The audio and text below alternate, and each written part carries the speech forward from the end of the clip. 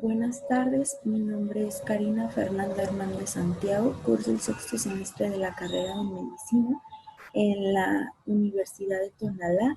Este es mi proyecto por parte de la materia de Psiquiatría, en donde les voy a presentar el trastorno de la personalidad antisocial. Bueno, iniciaremos con unas pequeñas definiciones de qué es el trastorno de la personalidad antisocial. Este es definido por parte del DSM-5 como un patrón general de desprecio o violación de los derechos de los demás, que se presenta desde una edad de 15 años. Si bien hay otros autores que lo definen como una personalidad predispuesta a cometer conductas desajustadas y delictuosas. Por parte de su epidemiología, se ha visto una prevalencia mundial del 3% en los varones y del 1% en las mujeres. Por otro lado, se tiene el conocimiento que tanto en Estados Unidos como en Reino Unido, de 2 al 5% de su población general de adultos cumplen con los criterios para ser diagnosticados con trastorno de la personalidad antisocial. Algunas de sus características o de las muchas características que llegan a tener estos pacientes con trastorno de la personalidad antisocial son, por lo general, tienen un patrón de desprecio y violación de los derechos de las demás, así como de engaño y manipulación. También una violación de las principales reglas o normas que son establecidas en la sociedad para la edad del paciente. Se ha visto que este trastorno puede ser englobado en comportamientos característicos específicos que están resueltos en 4 categorías, entre las cuales se encuentran agresión a las personas o a los animales, destrucción de la propiedad, fraudes o hurtos y violación grave de las normas. También se ha visto que dichos pacientes pueden llegar a verse involucrados en comportamientos sexuales o bien de consumo de sustancias que tengan un alto riesgo de producir consecuencias perjudiciales para ellos. También se ha visto que estas personas carecen de empatía y tienden a ser insensibles, cínicos y menospreciar los sentimientos y derechos de los derechos y penalidades de los demás. También se ha visto que estos pacientes llegan a presentar una gran labia, es decir, que pueden mentir con facilidad, que pueden convencerte con facilidad, un encanto superficial y ser muy volubles. También llegan a ser engreídos, arrogantes y pueden ser excesivamente tercos o autosuficientes, o bien fanfarrones. Un ejemplo sería que uno de estos pacientes mantenga un empleo en donde él puede decir que puede hacer todo, que puede elaborar todo, sin embargo, este es totalmente incierto. Si bien sabemos que el curso de este trastorno suele ser crónico, se ha visto que este puede hacerse menos manifiesto o remitir conforme vaya creciendo el sujeto. ¿A qué nos referimos esto? Que puede llegar a remitir hacia la 4ª década de la vida de la persona con este trastorno. Algunos síntomas y trastornos asociados de los sujetos antisociales podría ser que esta población está más vulnerable a llegar a perder la vida prematuramente o por causas violentas, entre los que se encuentran suicidio, accidentes y homicidio. También se ha visto que se da un gran solapamiento entre el trastorno antisocial de la personalidad y los trastornos relacionados con consumo de sustancias psicoactivas. Por otro lado, también se ha encontrado que a veces los individuos con trastorno de la personalidad antisocial sufren de algún síndrome, como el de ansiedad, el cual suele ser canalizado por acciones de autoafirmación que estas suelen ser realizadas de forma impulsiva. Por parte de la psicopatología y el trastorno antisocial, se ha visto que este ha sido muy relacionado o bien confundido con la psicopatología. Si bien sabemos que este tiene un patrón general de desprecio y violación de los derechos de los demás, que se define como forma esencial como trastorno de la personalidad antisocial, ha llegado a ser confundido o nombrado de otra manera, entre los cuales se encuentran psicopatía, sociopatía o trastorno de la personalidad disocial. El trastorno de la personalidad antisocial se refiere esencialmente a un conjunto de conductas delictivas y antisociales, lo cual provocaría que una gran parte de los criminales sea diagnosticado o cumpla con estos criterios, mientras que la psicopatía, por otro lado, estaría englobada en determinados rasgos de la personalidad y las conductas que son desviadas socialmente. Si bien la psicopatía tiene dos factores, entre los cuales se encuentran que están uno centrado en la personalidad y la emocionalidad del paciente y otro más focalizado hacia la conducta que estaría socialmente desviada. Se puede dividir en tres tipos: primario, secundario y disocial, siendo el primario que tuviera la frialdad emocional y la carencia de remordimientos hacia las acciones que este individuo ha ejercido. El secundario, en donde el individuo es capaz de establecer vínculos con las personas, estos a nivel afectivo, y llegar a sentir cierto grado de culpa hacia las acciones que ha hecho esta persona, hacia esa persona o hacia las demás personas. Por último, está el trastorno disocial, en el cual el paciente sería capaz de tener o mantener sentimientos de culpa, lealtad y afecto.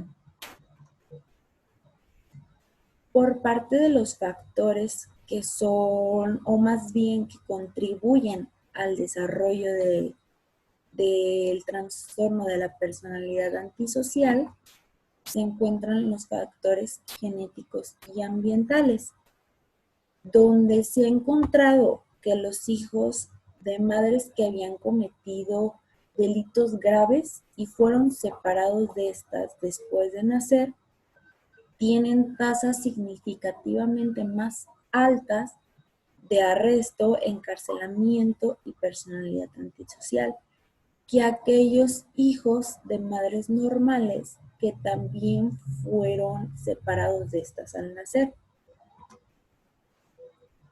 Se ha encontrado que dentro de los hijos de criminales separados al nacer, aquellos que más tarde tendrían tasas de delincuencia tuvieron un tiempo más prolongado dentro de un orfanato que aquellos que no tuvieron tasas de delincuencia en su vida futura. También se ha visto que los hijos adoptivos con padres biológicos que tenían un historial del trastorno de personalidad antisocial eran más propensos a tener problemas del comportamiento con sus padres adoptivos, cuando estos eran sometidos a estrés crónico, ya sea por problemas materiales, legales o incluso psiquiátricos. También se ha visto que hay una concordancia media en gemelos homocigotos y baja en gemelos heterocigotos de llegar a padecer el trastorno de personalidad antisocial. Bueno, por parte de los estudios neurológicos, se ha encontrado que los futuros delincuentes mostraban una actividad cerebral de frecuencia mucho más lenta que las personas normales. ¿Esto qué significa? Que tienen una baja excitación. Por parte de los estudios recientes de psicología y neurología, se ha encontrado que la violencia está conectada con la baja actividad de las regiones frontales y temporales. También se ha observado que los psicópatas presentan un umbral más alto para experimentar miedo que el resto de la comunidad. Esto relacionado con el sistema de ataque y huida, en el cual las principales estructuras que se ven relacionadas con este es el hipotálamo, el tálamo, el hipocampo y sobre todo la amígdala. Por parte del neurodesarrollo, se ha encontrado que las personas psicópatas requieren un mayor aporte de sensorial para producir un funcionamiento cerebral normal. Esto llevando a la persona a buscar situaciones de peligro o bien riesgosas tanto para él como las personas que lo rodean, con la finalidad de elevar su nivel de excitación. También se ha encontrado una baja frecuencia del pulso en reposo, baja conducta de la piel, anormalidades electrocardiográficas, altas tasas de anomalías faciales menores, trastornos del aprendizaje, hiperactividad conductual. También se ha llegado a proponer que existe una lección sutil en el cerebro en el desarrollo mientras está en el útero. Esto predisponiendo a un comportamiento antisocial, entre los cuales los ejemplos podrían ser una disminución de oxígeno y productos químicos. Un ejemplo de este último se podría contar como cuando una madre gestante fuma durante el embarazo. Por parte de la neurotransmisión y neuroimagen, se cree que los neurotransmisores del sistema nervioso central desempeñan un papel en la medición del comportamiento antisocial. Esto relacionado con la serotonina, la cual se relaciona con un comportamiento impulsivo y agresivo, que puede ser comparado o mediar el comportamiento antisocial. También se ha relacionado con los niveles bajos de cefalorraquídeos 5-HIAA, un metabolito principal de la serotonina, esto relacionado con un comportamiento violento o impulsivo, al igual que las otras medidas. Por parte de la neuroimagen, se ha visto una presencia de reducción del volumen de la masa prefrontal. Esta es relacionada positivamente con una reducción en la respuesta autónoma frente a un evento estresor. También se ha encontrado que la activación de la corteza prefrontal y de las áreas de Brodmann en personas antisociales son utilizadas para suprimir el dolor emocional. Por otra parte, se encuentra que el déficit presentado a nivel del sistema límbico con alteraciones de impulsibilidad genera una dificultad para tener un aprendizaje significativo o adecuado. Se han hecho estudios recientes en los cuales se llega a demostrar que se implican las regiones prefrontales del sistema y el sistema límbico, presentándose la disminución en la actividad del complejo amígdala-hipocampo, giro parahipocampal, estriado ventral y giro del cíngulo posterior y anterior. También se ha relacionado que las personas psicópatas presentan una alteración en el núcleo peduncular cerebeloso, el cual integra la acción motora y recibe aferencias de los ganglios basales y del sistema nervioso autónomo.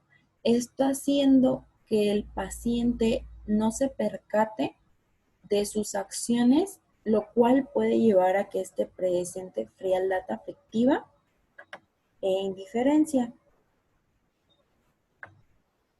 Otra parte también está relacionada con la reducción del funcionamiento prefrontal, el cual puede resaltar en la alteración de los sentimientos como agresivos, comportamientos arraigados, irresponsabilidad, transgresores de las normas, impulsividad y pérdida del autocontrol e inmadurez. Por parte de los factores ambientales y socioeconómicos, se ha encontrado que los pacientes que presentan trastorno de la personalidad antisocial vienen de un estatus bajo o bien de un medio urbano.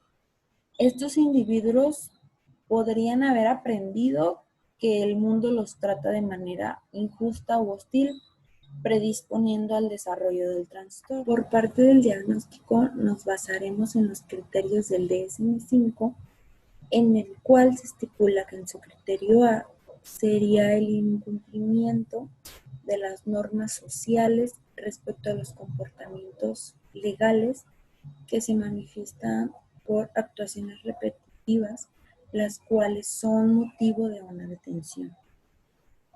También por engaños, mentiras repetidas y utilización de alias o estafas, todo esto con el único objetivo de lograr un placer personal.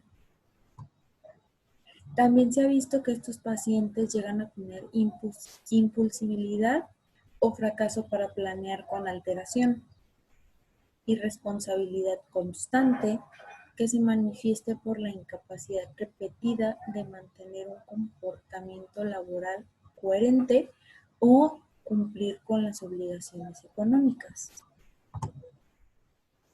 También se ha visto que tienen un cierto grado de desatención imprudente de la seguridad propia o incluso de otras personas, con una ausencia de remordimiento a la cual se manifiesta con indiferencia o racionalización del hecho de haber herido o maltratado o robado a alguien. Por otra parte están los demás criterios, que es el B, en el cual se estipula que el individuo tiene que tener como mínimo 18 años para ser diagnosticado con este trastorno. También existen las evidencias de la presencia de un trastorno de mala conducta antes de los 15 años, o bien que el comportamiento antisocial no se produzca exclusivamente en el curso de la esquizofrenia o de un trastorno bipolar. Por parte del tratamiento, tenemos que se divide en dos, en medicamentoso y un tratamiento farmacológico. Mientras que el tratamiento medicamentoso está relacionado si el paciente accede o no a recibirlo, podríamos prescribir o sugerir medicamentos antipsicóticos de segunda generación, entre las cuales se encuentra la risperidona de 2 a 4 miligramos por día y la quetiapina de 100 a 300 microgramos por día. Otras alternativas razonables para incluir en el tratamiento farmacológico son los estabilizadores del estado de ánimo, como el carbonato de litio y la carbamazepina. También se han estipulado los inhibidores de la recaptación selectiva de serotonina, entre los cuales hablaremos más bien de la evidencia que se ha obtenido en el tratamiento con estos. En uno de los estudios se ha encontrado una mejora sostenida en la agresión e irritabilidad en pacientes que duraron 3 meses con el tratamiento de fluoxetina. Por otra parte, en otro estudio se ha encontrado que el tratamiento con fluvoxamina ha reducido los cambios rápidos de humor en un intervalo de 6 semanas con el trastorno. Como bien ya lo habíamos mencionado antes, contamos con el con el carbonato de litio, el cual reduce el comportamiento amenazante. Esto basándonos en la prueba de la realización de un estudio con 66 presos, en donde se demostró que el tratamiento con litio redució la infracción de reglas, las cuales implican conductas agresivas o bien amenazantes. También se cuenta con el tratamiento de anticonvulsivos, los cuales se ha visto que estos reducen la impulsibilidad y la agresión. Se han tomado en cuenta 3 medicamentos, los cuales son fenitoína, oxacarbamazepina y carbamazepina.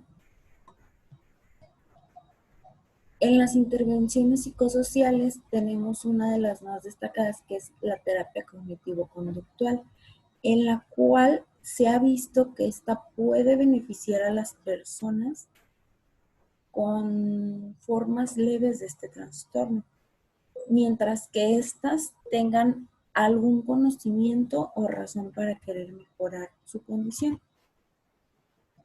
Por ejemplo, aquellas personas que no quieren perder a su cónyuge o bien su trabajo son las que han progresado de manera más oportuna o más satisfactoria mediante esta terapia. Las mejores terapias suelen ser impartidas por aquel personal de salud que ya ha tenido contacto o bien un conocimiento de este trastorno y que son capaces de reprimir sus emociones y presentar una tolerancia media al paciente. Pues bien, estos pacientes pueden llegar a ser agresivos y responsables y todo eso, haciéndolos dejar en ver como un paciente indeseado en la consulta. También por parte de la terapia cognitivo-conductual, esta se suele centrar en la creencia del paciente sobre sí mismo, sobre otras personas y sobre el conjunto o la comunidad que lo rodea. Esto viendo los comportamientos que afectan su funcionamiento a nivel social. Una vez que el paciente ha comprendido cómo ha contribuido en sus propios problemas, el terapeuta puede ayudarlo a realizar gradualmente cambios sensibles en el pensamiento y en el comportamiento, dándole una lista de tareas las cuales pueden ser llevadas a cabo tanto en la consulta y en un punto ya progresado fuera de la consulta. Bueno, por parte del trastorno disocial, este es un trastorno de inicio de la infancia, estipulado mayormente en niñez o adolescencia, y esto se caracteriza por tener un patrón muy parecido al de trastorno antisocial de la personalidad, en el cual se presenta un patrón repetitivo y consistente del comportamiento en el cual se violan los derechos de las demás personas y las normas sociales propias para la edad. La presencia de este trastorno disocial puede calificarse como leve, moderado o grave. Este trastorno puede tener un inicio infantil, el cual supone que alguno de los comportamientos disociales aparezcan antes de los 10 años, con mayor referencia entre los 5 o 6 años generalmente. También un tipo de inicio adolescente que se da cuando no se han presentado características de trastorno antes de los 10 años. Para finalizar, decidí que sería una muy buena opción agregar un poco de cultura general, en el cual hemos estado en contacto, hemos visto diversos personajes de películas, libros que padecen de este trastorno sin antes haberlo percatado. Entre uno de ellos es Alice. Ya por último, se me hizo muy buena opción agregar un poco de cultura general. Pues bien, hemos estado relacionados con este trastorno sin antes habernos dado cuenta, tanto en películas como en libros, entre los cuales son muy conocidos. Un ejemplo de ellos es Alex de Legarde, que es un personaje protagónico de la novela Naranja Mecánica, el cual tuvo su adaptación en el año de 1971.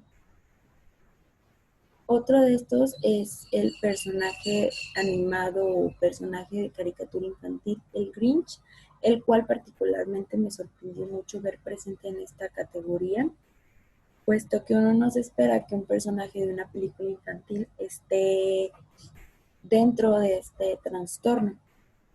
Este es el personaje del libro infantil Cómo el Grinch se robó la Navidad, el cual fue adaptado a una película cinematográfica en el año 2000.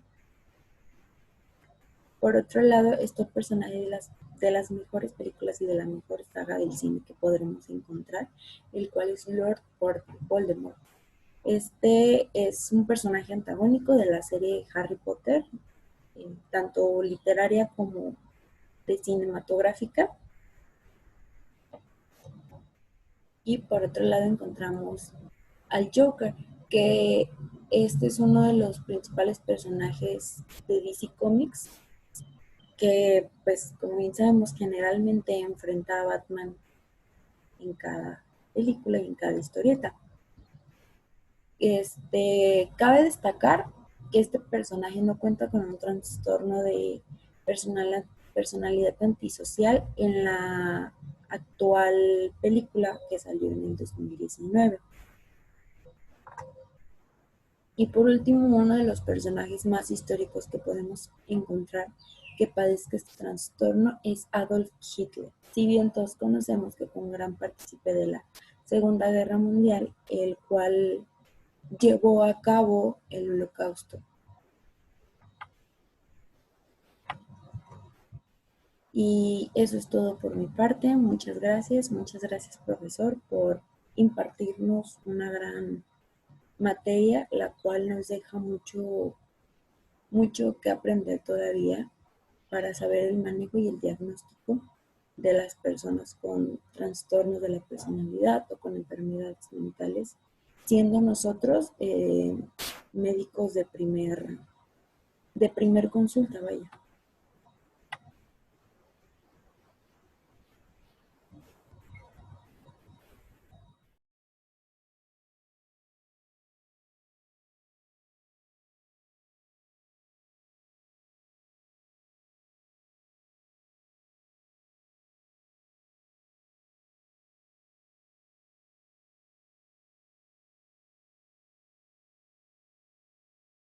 En el año 2000.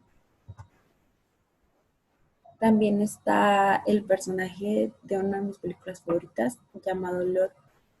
Ya, no me equivoqué.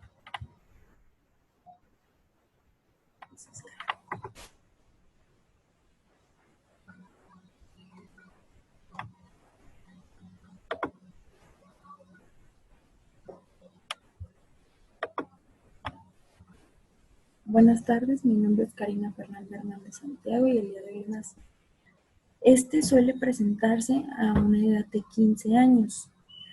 Estos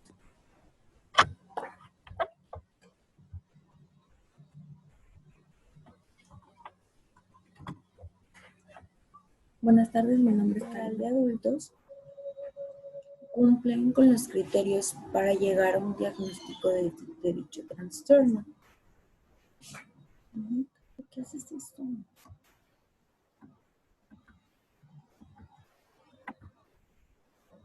Buenas tardes, mi nombre es Karina Fernanda Hernández Santiago.